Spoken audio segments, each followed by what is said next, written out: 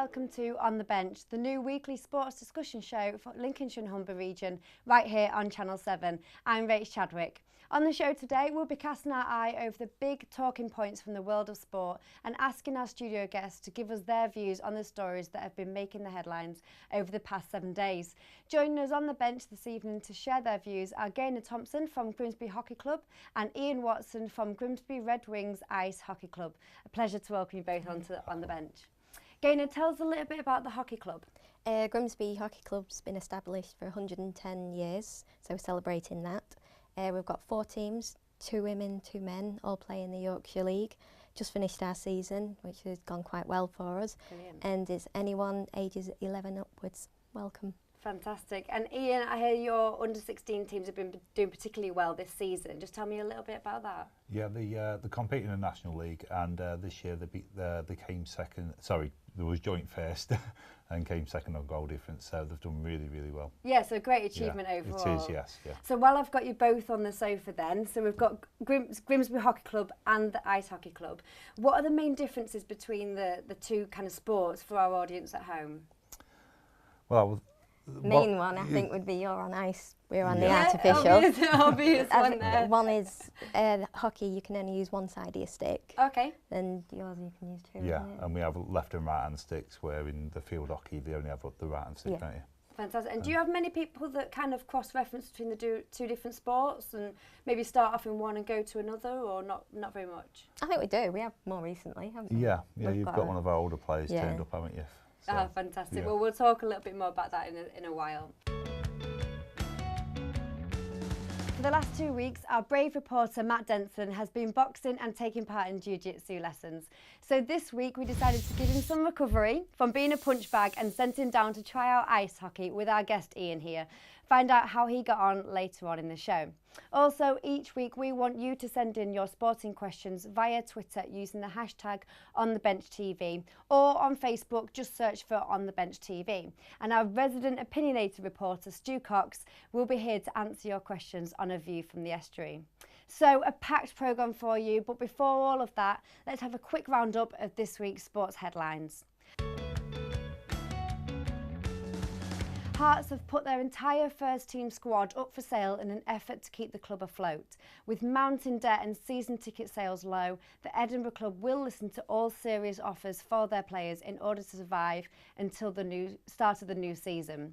In snooker, up-and-coming Grimsby player Stuart Carrington has won the English Amateur Championship at the Star Academy in Sheffield. Carrington faced Michael Rhodes of Newcastle in the final and stormed to a victory of 8-2.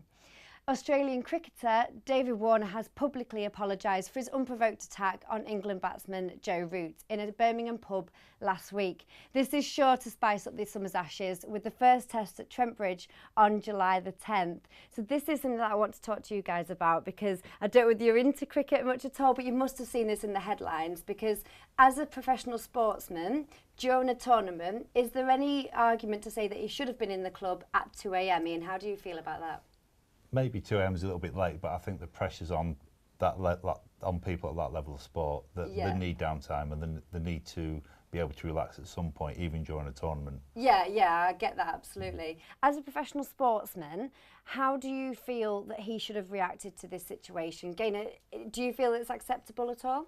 As a role model for kids, I would probably say it's not acceptable. Okay. He's in front of millions of people every single day. He should be setting the example, maybe. Yeah. Okay, fantastic. And Ian, in terms of the ban, is it long enough? Should there be a ban at all? I think he definitely should have got banned. Whether it's long enough, I think that's really for the Australian cricket authorities, but it doesn't seem very long for what he's done.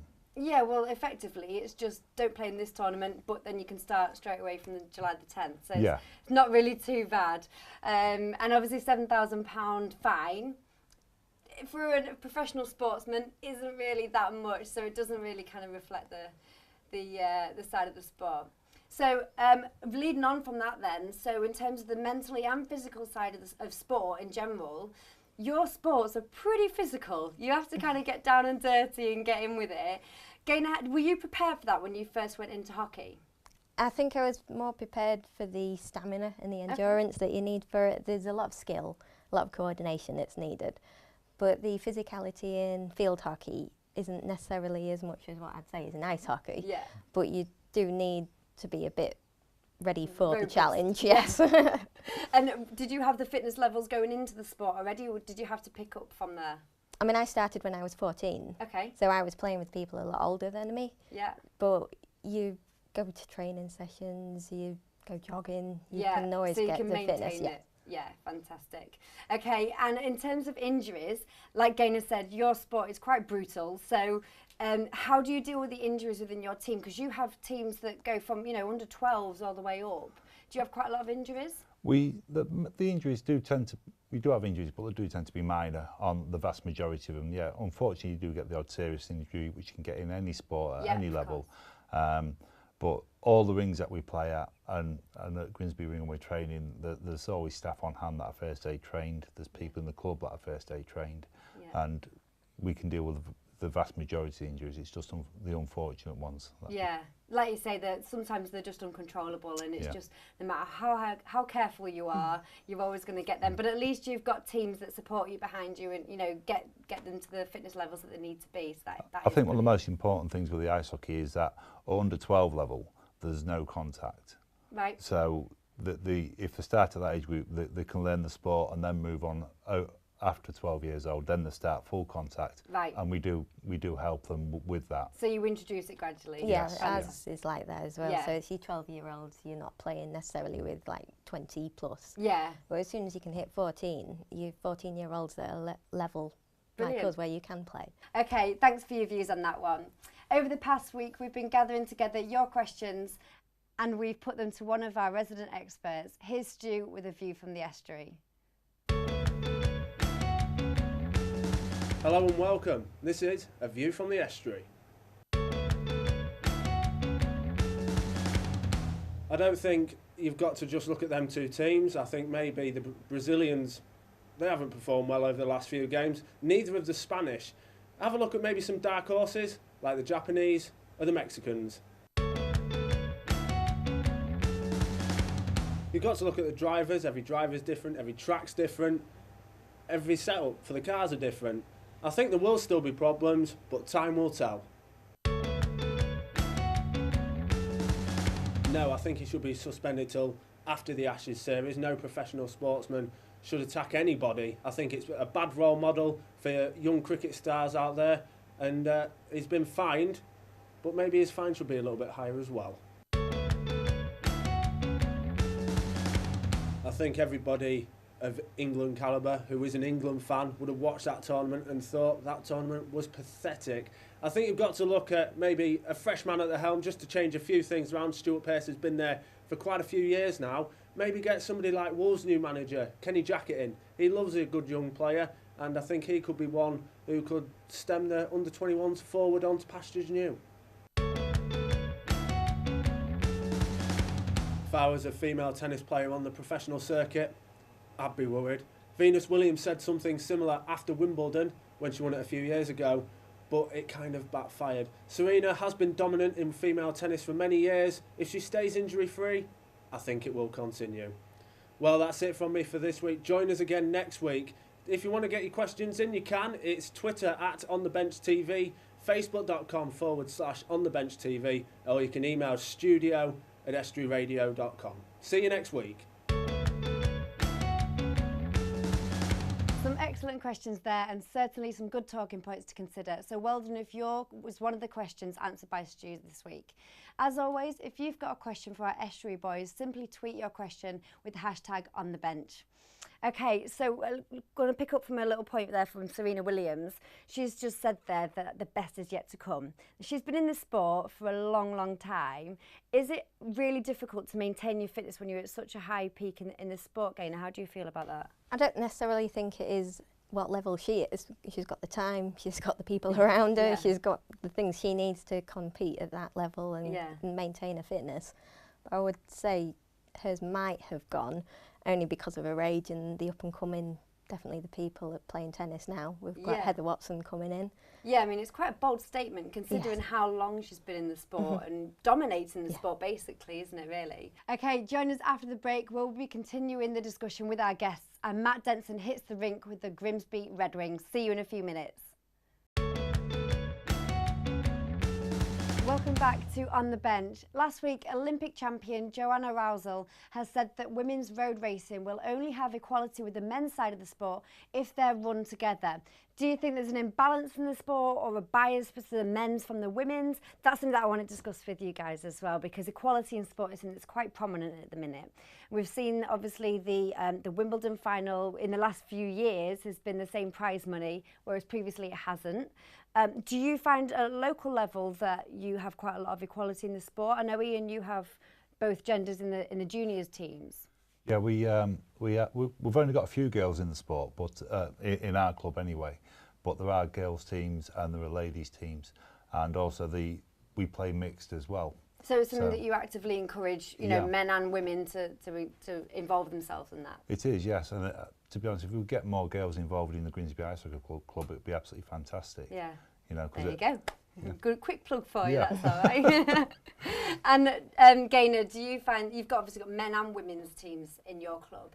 Is it something that you run events together or is it quite separate? No, as is together. We train together. Yep. We all have our own divisions that we play in, a women's division, a men's division, but we have tournaments and mixed team, so that's anyone 16 and up, we play mixed. Yeah, and I believe with your women's teams, you're currently first and fourth in the table, is that right? Yes. Round about then. Oh, you're doing pretty well then, so we can give one to the men as Better than the men, yeah. Yeah, that's good. Okay, so like I mentioned with the Wimbledon, the cycling is something that's quite prominent, and obviously with on the back of the Olympics, what Joanna Rousel is saying is that the men and women's sports, if they were ran together, they'd drum up a lot more support for the women as well as the men. Is that something that you agree with, Ian? Do you think that they should be run together?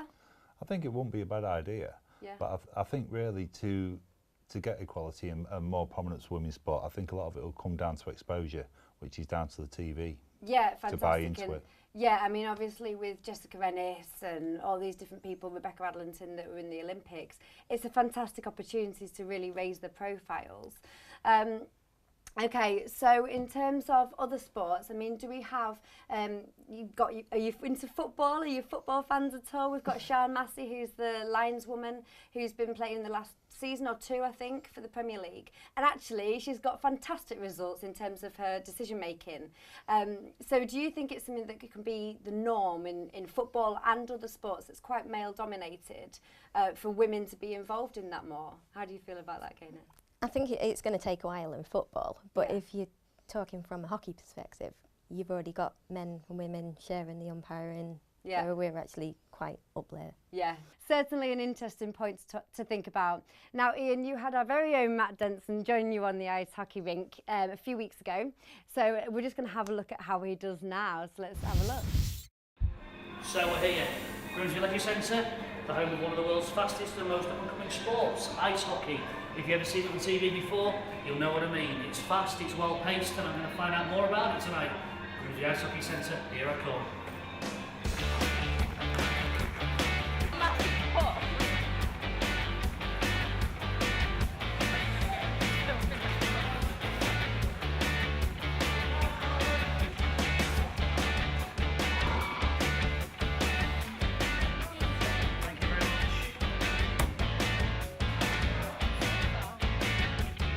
Thank you very much for bringing us down here. No problem at all. Looking forward to this.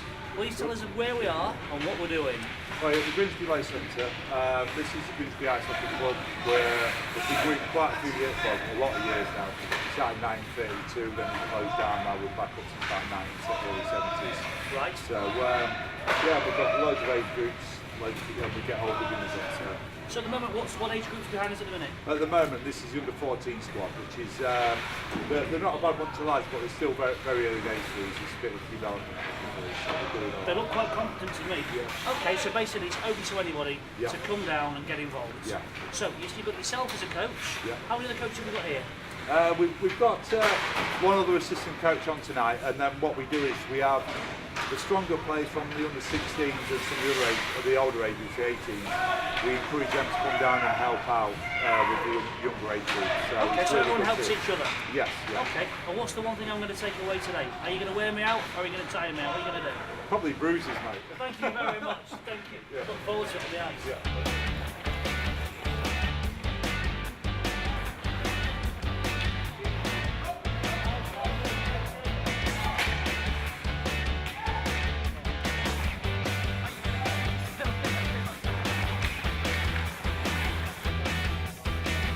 Basic stance. Now, if you start to wobble, feel like you want to fall over, if you get to your basic stance, yeah. Then if you do fall, you'll be in a better position, or it'll help you stay on your feet anyway. So, basic stance is feet shoulders apart, get them under your shoulders, push your knees over your toes, hold your shit properly, so turn that hand round, that way. That's it. Mark the very top there. Okay, so feet shoulders apart, knees over your toes. Okay, just put your bottom out like you're sitting in your chair, you keep your shoulders over your knees. Okay, cool. That's your basic stance.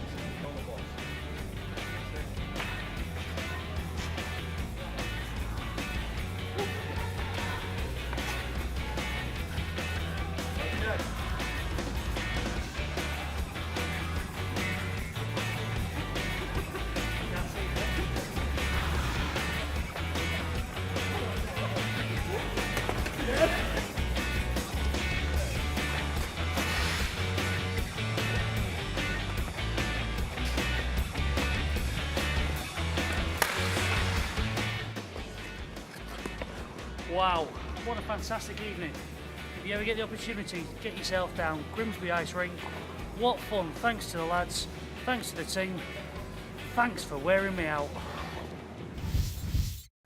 And Matt joins us now. So how was your ice hockey experience? It was great, loved it, absolutely loved it. Yeah. It was, fun, hard work, fun, but really exciting, yeah. Well, Ian's done his job then if it's hard work. He put me through my paces, didn't you, Ian?